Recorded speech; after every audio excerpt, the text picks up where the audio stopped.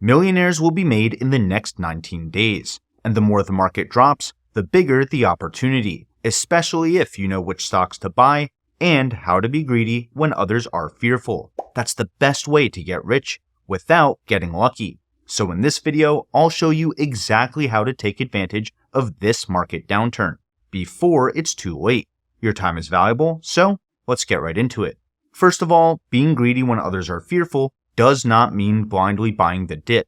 If you think buy the dip is a solid investing strategy, you need to watch the rest of this video.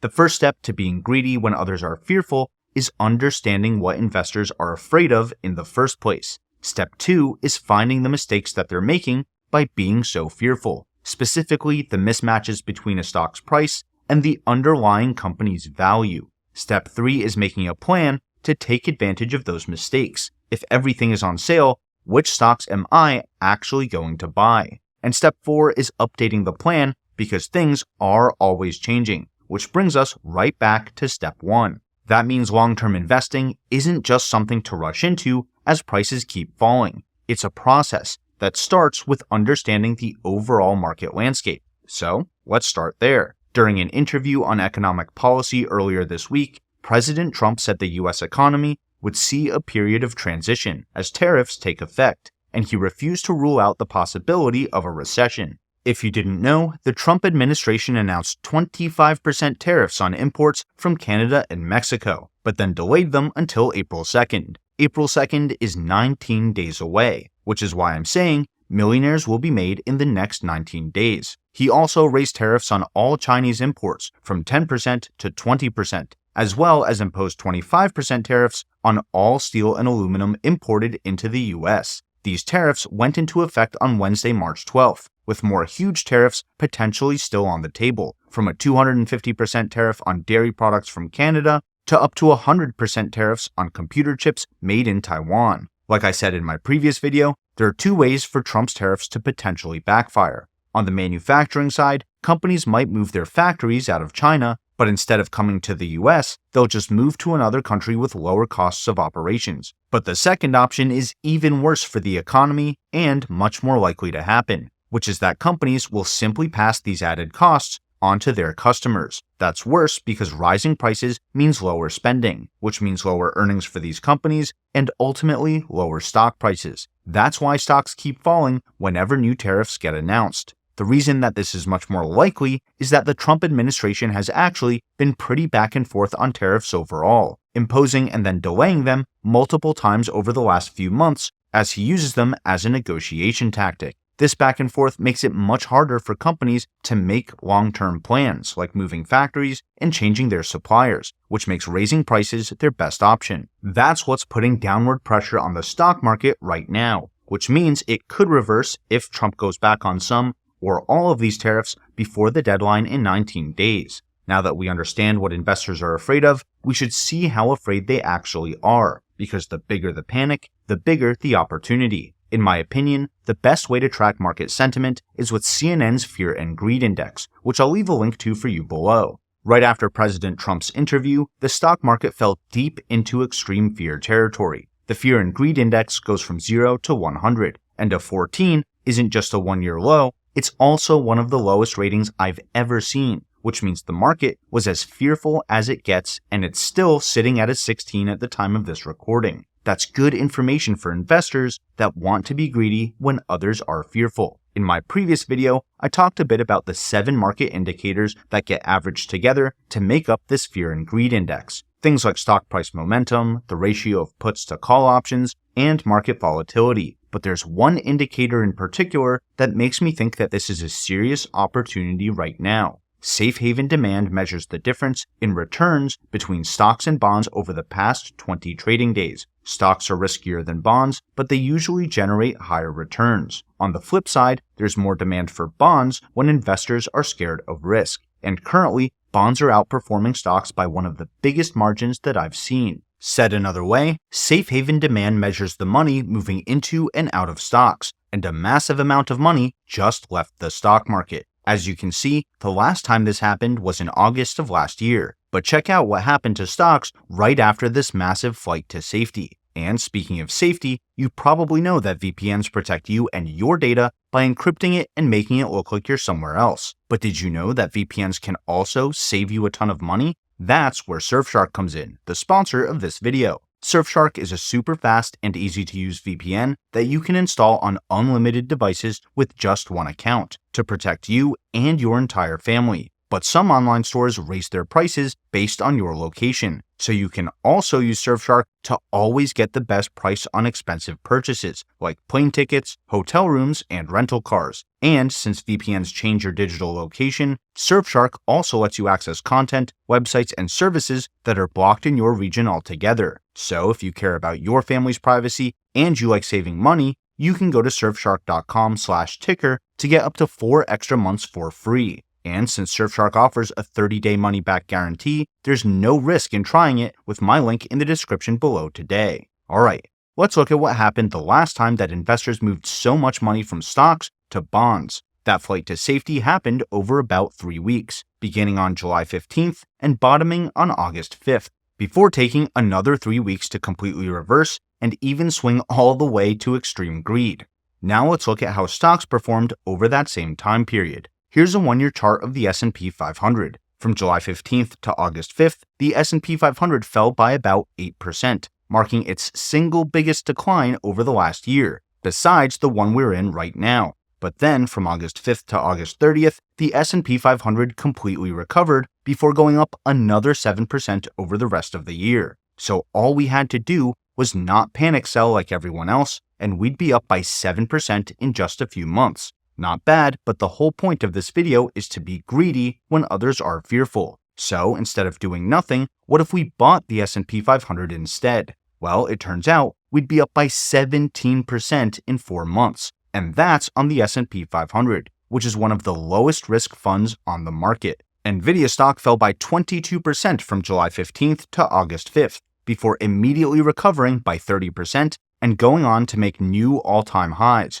ultimately going up by 50% from the bottom. The same thing with Amazon stock. It fell 16% as investors panic sold before rocketing up by 50% over the rest of the year as those investors realized their mistakes. Like I said, millionaires are going to be made over the next 19 days, and now you can see why. So let's fast forward back to today. Step 1. We already know why investors are afraid. Tariffs increase prices, which leads to lower spending, which means less earnings for companies, which means lower stock prices. Step 2. We've seen this mistake before. People panic sold stocks to buy bonds, leading to an 8% drawdown in the S&P 500 and even bigger drawdowns in some of the best stocks on the planet. Drawdowns which turned into massive opportunities over the next few months. Step 3 is making a plan to take advantage of those mistakes. And like I said at the start of the video, blindly buying the dip is not a plan. Let me show you why with a quick example, and then I'll show you exactly which stocks are in my personal plan. Nvidia stock is down roughly 20% over the 2 months since President Trump took office. By the way, I'm using the inauguration as my reference point since that's when the tariff talk really ramped up, and I want to stay consistent with all the data that I'm sharing. I'm here to cover price action, not personal politics. AMD is Nvidia's only real competitor in the GPU market, and they're also down around 20% over the last 2 months, except AMD is 20 times smaller than Nvidia, so it has a lot more upside. That means we should be buying AMD over Nvidia, right? Wrong, and it's really important to understand why. AMD's earnings per share have been dropping, going down 38% quarter over quarter and 29% year over year. As a result, AMD's price-to-earnings ratio is close to 100, even after going down 20% over the last couple months. On the other hand, Nvidia's earnings per share are up 14% quarter over quarter and a whopping 82% year over year. So Nvidia's PE ratio is close to 40, since its price also went down 20%. 2 high-profile semiconductor companies, both down 20% over the last 2 months, but the actual investments couldn't be more different. Even though Nvidia is 20 times bigger by market cap, it's 60% cheaper than AMD based on their earnings. That's just one simplified example, but hopefully you can see why you still need to understand the fundamentals of these companies, even when their stocks are on massive sales. But also remember how we got here. institutional investors are being fearful. They're selling stocks and buying bonds. That means they're not going to turn around and invest in hidden gems or small cap companies or any other high risk assets when they turn back to stocks. They're going to buy companies with high free cash flows, great balance sheets, diversified business units across multiple high growth markets, and product roadmaps that can withstand tariffs and trade wars. So my plan is to invest in those same companies before institutions change their minds, which could happen over the next 19 days. So let me show you exactly which stocks I'm talking about. And if you feel I've earned it, consider hitting the like button and subscribing to the channel. That lets me know to make more content like this, and it's a great way for you to see my deep dives on all the stocks that I'm about to highlight. Thanks, and with that out of the way, there are 3 major tech sectors that I think Trump's tariffs will affect the most: semiconductors, e-commerce, and advertising. So I want to find big safe companies with high earnings growth in those 3 areas. Let's start with semiconductors. Broadcom, ticker symbol ABGO, is a massive company with a wide range of AI software and hardware solutions. They make high-performance switches, network interface cards, wireless networking solutions, and custom application-specific integrated circuits, or ASICs, for the big hyperscalers. For example, Broadcom was involved in designing every generation of Google's tensor processing units, or TPUs, and it's estimated that 99% of all internet traffic touches at least one Broadcom device today. Broadcom stock is down by around 20% since the inauguration 2 months ago, but their revenues are up by 25% and their earnings per share are up by over 300% year over year. Talk about a huge mismatch between the stock's price and the company's underlying value. The next stock on my list is nvidia, since it's also down by around 20% over the last 2 months, even though revenues are up 78% and earnings are up 84% year over year. Not to mention that NVIDIA GTC is next week. GTC is NVIDIA's massive developer conference where they announce their latest chips and their latest AI innovations in every major market, from agentic AI and video games to robotics and self-driving cars, the same science behind the stocks that I always talk about. I'll be there next week to cover it live, and I expect there to be a lot of news that isn't currently priced into the stock. The third semiconductor company on my list is TSMC, which makes 90% of all advanced chips on Earth, including Tesla's chips for full self-driving, the A-series and M-series chips in Apple's iPhones and MacBooks, and of course, NVIDIA's GPUs. Like I mentioned earlier, President Trump recently floated tariffs on chips made in Taiwan that could reach as high as 100%. Even though I think this is a negotiating tactic to get TSMC to make more chips on US soil,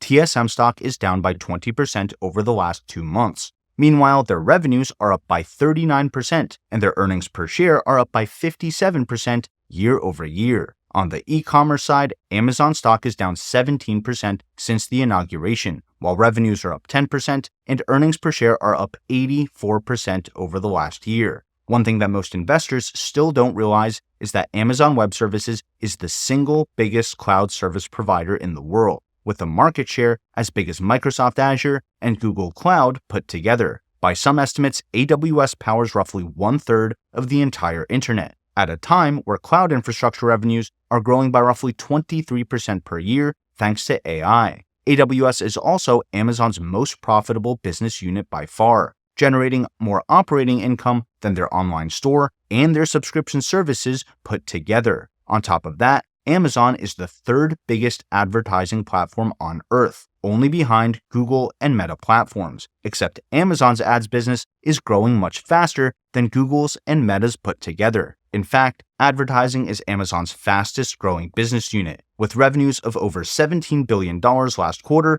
and a compound annual growth rate of 34% over the last 5 years. And like I pointed out in my previous video, discounted cash flow models like Simply Wall Street's now show Amazon as being 44% undervalued compared to consensus analyst estimates. That means that Amazon stock would now have to go up by 79% to hit its fair value today. That's the kind of pricing mistake that happens when there's extreme fear in the market. And again, I'm purposely not picking small cap companies or hidden gems. Remember, when institutions sell their bonds to get back into the stock market, they're going to make safe bets because they need their own quarterly numbers to look good.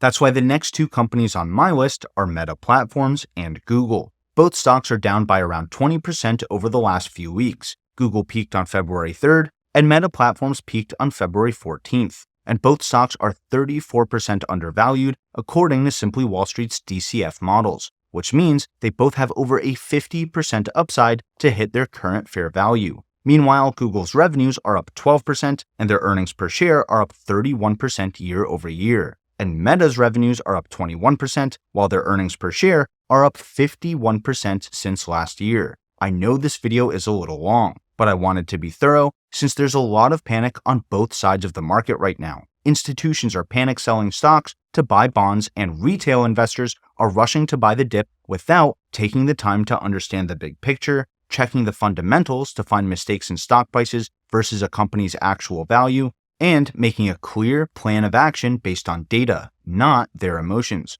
all of which we covered in this video. I'm excited to see what happens over the next 19 days leading up to the next tariff deadline, but I'm still being patient, dollar cost averaging in slowly, staying safe, and reassessing my plan as new data and new tariffs come into play. That's the best way to get rich without getting lucky. And if you want to see what else I'm buying to get rich without getting lucky, check out this video next. Thanks for watching to the end, even though I gave you everything up front. And until next time, this is ticker symbol U. My name is Alex, reminding you that the best investment you can make is in you.